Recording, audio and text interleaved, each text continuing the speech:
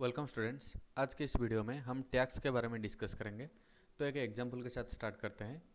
तो हम लोग ट्रांसपोर्टेशन के लिए रोड का यूज़ करते हैं और हेल्थ केयर के लिए हॉस्पिटल्स, एजुकेशन के लिए स्कूल और कॉलेजेस, और हमारा प्रोटेक्शन के लिए आर्मी है। तो ये सब फैसिलिटीज़ हमको कौन प्रोवाइड करता है? ना, गवर्नमेंट ऑफ इंडिया। तो ये सारे चीज़ को मेंटेन करने के लिए गवर्नमेंट को फंड चाहिए। क्या आप लोग को पता है ये फंड कहाँ से आता है?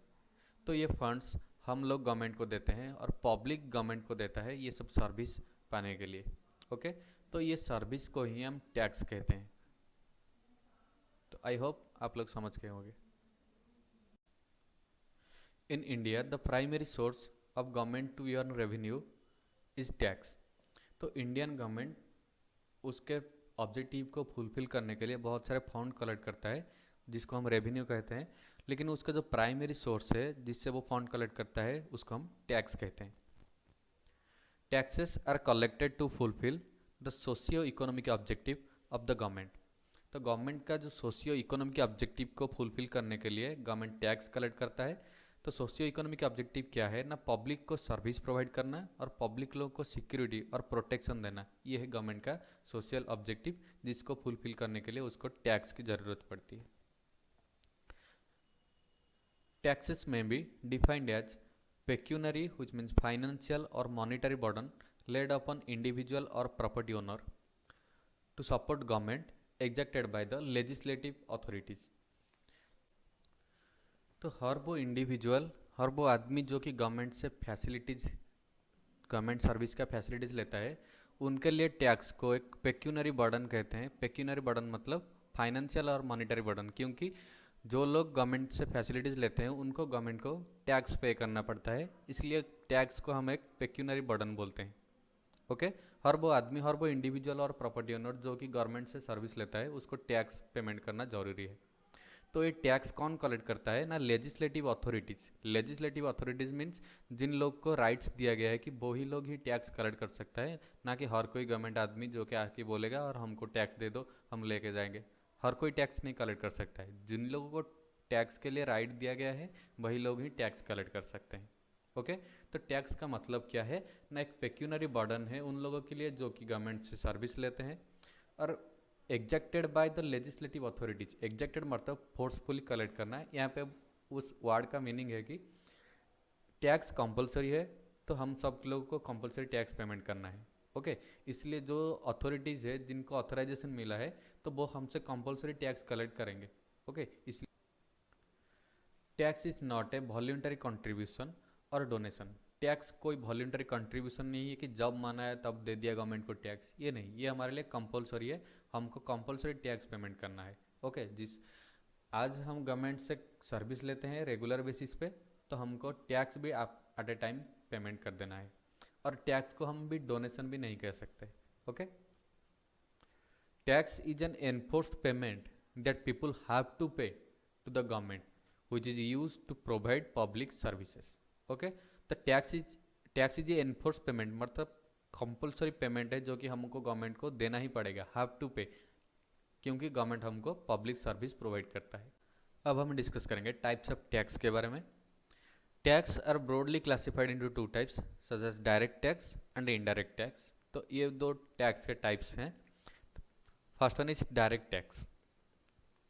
The tax which is directly imposed on the taxpayer and paid directly to the government by the person on whom the tax is imposed।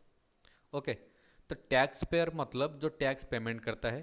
तो डायरेक्ट टैक्स में क्या होता है ना, गवर्नमेंट एक पर्सन के ऊपर टैक्स इम्पोज करता है और वो पर्सन खुद ही गवर्नमेंट को टैक्स पेमेंट कर देता है। ओके, यहाँ पे गवर्नमेंट और टैक्स पेयर के बीच में डायरेक्ट कनेक्शन है, उनके बीच में और कोई नहीं आएगा। तो इसको हम डायरेक्ट टैक्स बोलते हैं, जिसमें गवर्नमेंट पर्सन के ऊपर टैक्स इम्पोज करेगा और वो पर्सन खुद अपने आप से गवर्नमेंट को टैक्स पेमेंट करेगा। A significant direct tax imposed on India is income tax.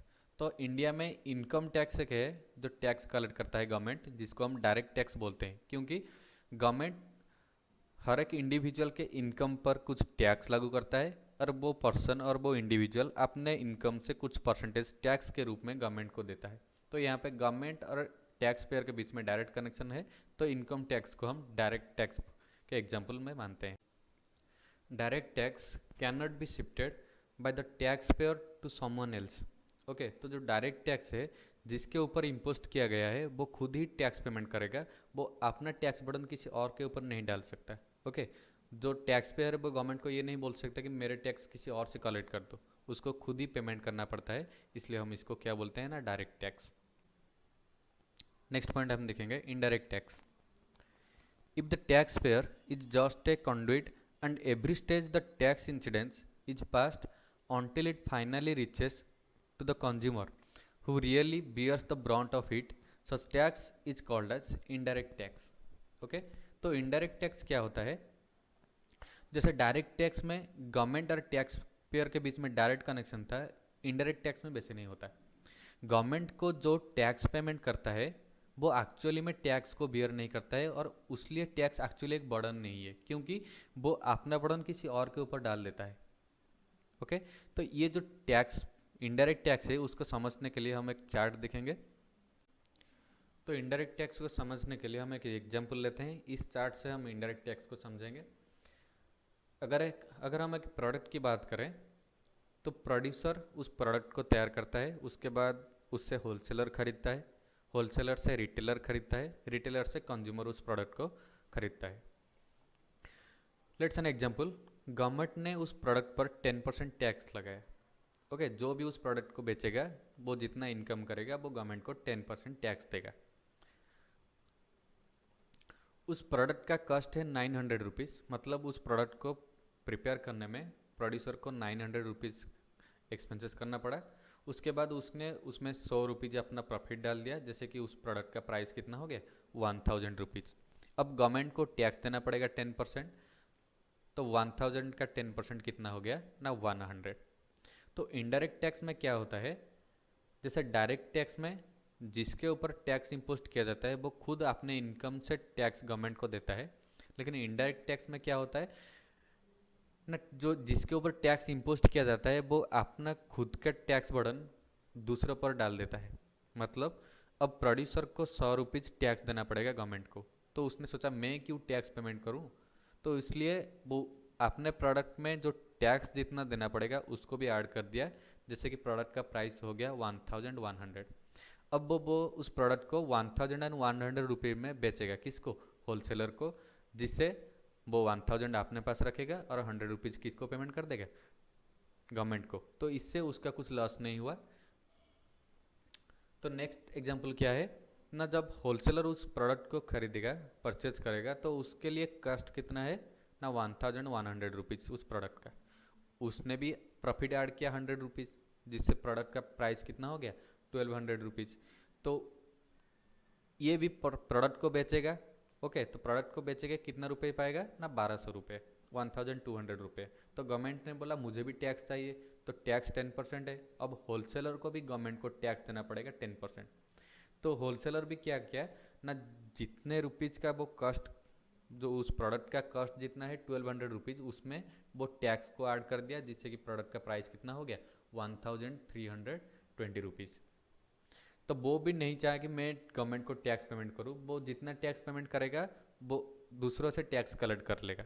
Okay, तो अब रिटेलर उस प्रोडक्ट को खरीदा जिसके लिए कॉस्ट हो गया 1320 रुपीज़, उसने भी प्रॉफिट ऐड किया, जैसे कि उस प्रोडक्ट का प्राइस कितना हो गया 1420। अब रिटेलर कंज्यूमर को बेचेगा, जिससे कि जो जो इनकम वो करेगा उससे गवर्नमेंट भी टैक्स ले जाएगा 10%। तो उसने भी सोचा मैं भी क्यों गवर्नमेंट को टैक्स पेमेंट करूँ अपने हाथ से, तो मैं क्या करता हूँ ना, जितना रुपया टैक्स मुझे गवर्नमेंट को देना होगा उतना रुपीज़ मैं ऐड कर लेता हूँ, उसके बाद जितना हुआ मैं कस्टमर को पेमेंट कर दूंगा। उसके बाद रिटेलर आपने प्रॉफिट ऐड कर दिया, उसके बाद कंज्यूमर को बेच देगा कितने रुपीज़ में ना 1562 रुपीज़ में।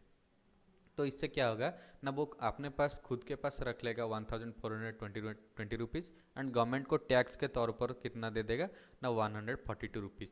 तो ये जो इनडायरेक्ट टैक्स क्या होता है ना, जिसके ऊपर गवर्नमेंट टैक्स इम्पोज करता है वो खुद का टैक्स बर्डन दूसरे पर डाल देता है, इसलिए क्या होता है ना, इसको हम इनडायरेक्ट टैक्स कहते हैं। क्यों ना, अगर हम इस चार्ट को अच्छे से देखेंगे तो एक्चुअली में टैक्स बर्डन किसके ऊपर आया ना, कंज्यूमर के ऊपर।